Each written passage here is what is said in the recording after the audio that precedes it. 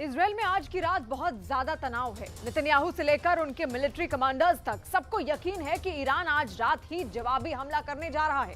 Israel का शक इसलिए भी गहरा होता जा रहा है क्योंकि पुतिन ने अपने स्ट्रॉन्ग मैन को ईरान के सीक्रेट दौरे पर भेजकर अमेरिका को बड़ा सिग्नल दे दिया है।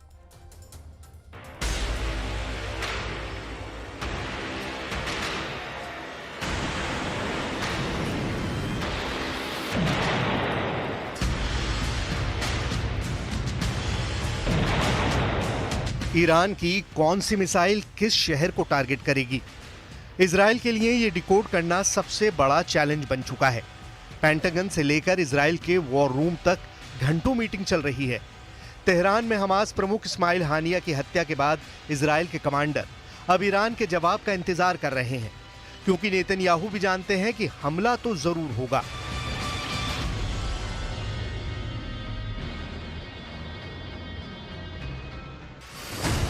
बड़ा सवाल है कि क्या हमला आज रात होगा?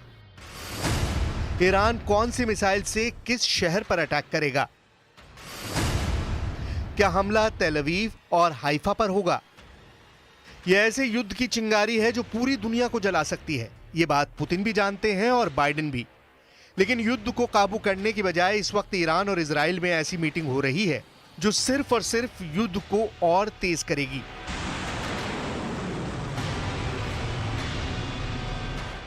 एक तरफ पुतिन ने अपना स्ट्रॉन्गमैन ईरान भेजा। पूर्व रक्षा मंत्री सरगेई शोइगु जब रूस के राष्ट्रीय सुरक्षा परिषद के सचिव हैं, वो तेहरान में ईरान के राष्ट्रपति मसूद पेज़ेश्कियान से मिले। तो दूसरी तरफ अमेरिका के सेंट्रल कमांड के जनरल माइकल कुरिल्ला ने इजराइल की लीडरशिप से मुलाकात की है। ये दोनों मीटिंग साफ साफ बता रही हैं कि तेहरान और तेल अवीव में बहुत बड़े फैसले लिए गए हैं। सरगेई शोइगु की दूसरी मीटिंग IRGC यानी ईरान के रेवोल्यूशनरी गार्ड कोर के commander major general Mohammad Bagheri से हुई। IRGC वो फोर्स है जिसके पास ईरान की मिसाइलों का पूरा कंट्रोल है। ईरान बार बार कह रहा है कि वो इजराइल को सबक जरूर सिखाएगा, और ये बात पुतिन के प्रतिनिधि सरगेई शोइगु को भी साफ साफ बता दी गई है। अमेरिका इसी वजह से टेंशन में है। We are engaged in intense diplomacy, pretty much round the clock, with a very simple message. All parties must refrain from escalation. All parties must take steps to ease tensions. Escalation is not in anyone's interests. It will only lead to more conflict, more violence, more insecurity. Iran के नए राष्ट्रपति Masood Pezeshkian ने Shoigu से कहा कि मुश्किल वक्त में रूस हमेशा ईरान के साथ रहा है। रूस की तरह ईरान भी दुनिया में एक मल्टीपोलर यानी बहुध्रुवीय सिस्टम चाहता है, यानी अमेरिका की दादागिरी नहीं चलेगी। ये रूस और ईरान दोनों बताना चाहते हैं। तेहरान में हमास प्रमुख इस्माइल हानिया की हत्या के बाद पुतिन ने अपना सबसे शीर्ष प्रतिनिधि ईरान भेजा है। ये नेतन्याहू को भी बड़ा पैगाम है, बाइडेन को भी बहुत खतरनाक मैसेज है। मैसेज ये है कि अगर ईरान और इजराइल का युद्ध हुआ और अमेरिका इजराइल के साथ खड़ा हुआ, तो दूसरी तरफ पुतिन पूरी तरह ईरान की ढाल बनकर खड़े होंगे। या कहें कि ईरान और इजराइल युद्ध अमेरिका बनाम रूस की जंग बन जाएगी। खबर यह भी है कि ईरान ने रूस से S-400 एयर डिफेंस सिस्टम की डिमांड की है। सवाल है कि क्या इतने शॉर्ट नोटिस में पुतिन ईरान की मांग पूरी कर पाएंगे?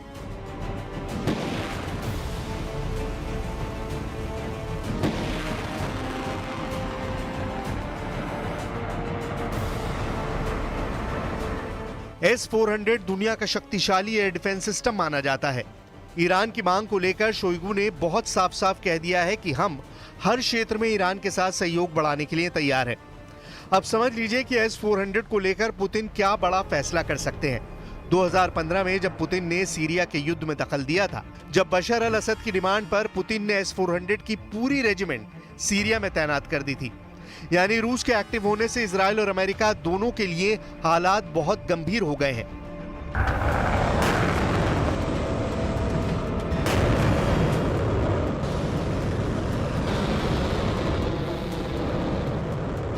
यह बहुत डराने वाला समीकरण है। अगर इजराइल और ईरान का युद्ध हुआ तो क्या होगा?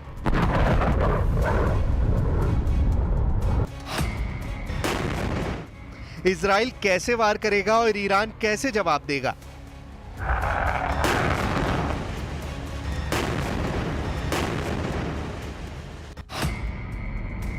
इस दशक में दुनिया के लिए सबसे खतरनाक वक्त आ चुका है।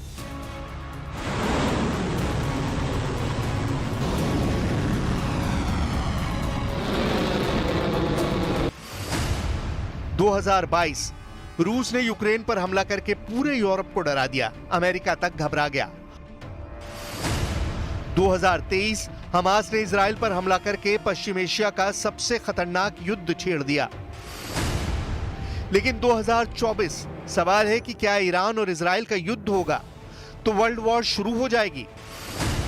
यानी 2022 में तो दुनिया वर्ल्ड वॉर से बच गई।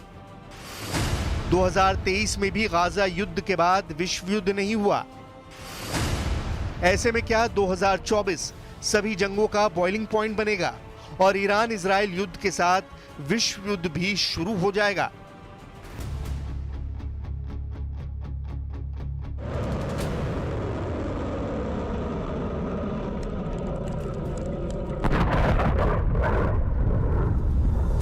پاسخ محکمی دریافت کنند میفهمند که اشتباه کردند و این بار همین اشتباه رو تکرار کردند. باز هم خواهند کشید، خواهند یافت کی کجا چگونه مبهم است. ईरान के मिसाइल पावर से इजराइल बहुत ज्यादा घबराया हुआ है। ये बात बाइडेन और पुतिन दोनों जानते हैं। ईरान की नई मिसाइल खुर्रमशहर 4 पर इजराइल का पूरा फोकस है। ये टेक्नोलॉजी के मामले में ईरान की बहुत ही खतरनाक मिसाइल मानी जाती है।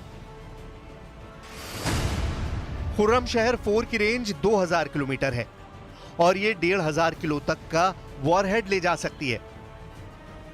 ईरान का दावा है कि इस मिसाइल के आगे इजराइल और अमेरिका दोनों का कोई भी डिफेंस सिस्टम काम नहीं करेगा, फिर चाहे वो आयरन डोम हो, एरो मिसाइल डिफेंस शील्ड हो या फिर अमेरिका का पेट्रियट सिस्टम।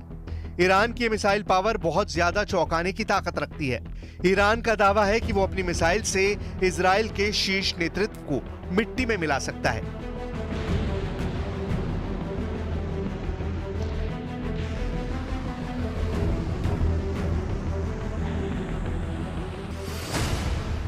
ईरान इस वक्त दुनिया की सबसे बड़ी ड्रोन पावर या कहें कि ड्रोन लीडर बन चुका है, जिसके ड्रोन सस्ते हैं, असरदार हैं और युद्ध में खुद को साबित भी कर चुके हैं। यही ड्रोन उसने यमन के हूती मिलिशिया को दिए हैं। यही ड्रोन उसने लेबनान के हिजबुल्लाह को सप्लाई किए हैं। सबसे बड़ी बात है कि ईरान ने यूक्रेन युद्ध में भी रूस की बड़ी मदद की है और